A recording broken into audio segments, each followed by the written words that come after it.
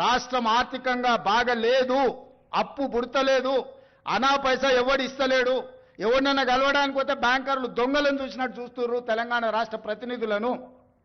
ఎవడు ఢిల్లీకి పోతే అపాయింట్మెంట్ కూడా ఇస్తలేడు, వీడు వస్తే చెప్పులు కూడా ఎత్తుకుపోతాడేమో అన్నట్టుగా ఆ పరిస్థితి ఉంది దేశం ముందల. అప్పు పుడితే నేను కూడా ఏదో ఒకటి చేసి తెచ్చిచ్చేటోను, అప్పు పుట్టట్లేదు, ఎవడు బజార్లో నమ్మడం లేదు. స్వీయ నియంత్రణనే దీనికి పరిష్కారము. ఉన్నంతలో గౌరవంగా సంసారాన్ని నడిపితే బజార్లో ఎవడైనా నమ్ముతాడు.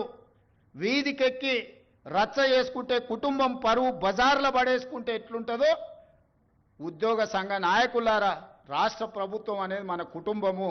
ఈ పరువును బజార్లో మీరు పడేస్తాము అనంటే కుటుంబ పెద్దగా వద్దు అని నేను విజ్ఞప్తి చేస్తున్నా. నన్ను కోసినా కూడా 18,500 కోట్ల రూపాయల కంటే ఎక్కువ ఆదాయం లేదు.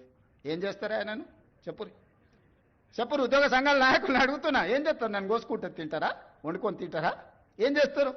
లేదు, ఉన్నదే 18,500 కోట్లు. ఎట్లా వంచుదామో చెప్పండి. ఏది ఆపమంటారో చెప్పండి. వృద్ధాప్య పెన్షన్లు ఆపమంటారా? ఉచిత కరెంట్ ఆపమంటారా? షాదీ ముబారక్ ఆపమంటారా? ఏ ఆపమంటారో చెప్పండి. ఏది ఆపుతారో ప్రజలకు చెప్పండి. అయ్యా మీది ఆపేసి మేము బోనసులు తీసుకుంటాం, మేము జీతాలు పెంచుకుంటాం, మేము అన్ని మేము దినంగా మిగిలితేనే మీకు ఇస్తామని రైతు ప్రజలకు చెప్తా అంటే చెప్పండి. బహిరంగ సభ ఏర్పాటు చేద్దాం, 10 లక్షల మందిని తెస్తా. ఉద్యోగ సంఘాల నాయకులు మాట్లాడండి, మేము ఈ చిట్టి ఇచ్చిన ముఖ్యమంత్రికి దీని ప్రకారం పరిపాలన జరుగుతుంది అనేది ఇదొక మార్గం. Minute to minute live updates కోసం మా R9 తెలుగు న్యూస్ ఛానల్ ని లైక్ చేయండి, షేర్ చేయండి, కామెంట్ చేయండి. మర్చిపోకుండా బెల్ సింబల్ ని క్లిక్ చేయండి. సబ్స్క్రైబ్ చేయడం మర్చిపోకండి.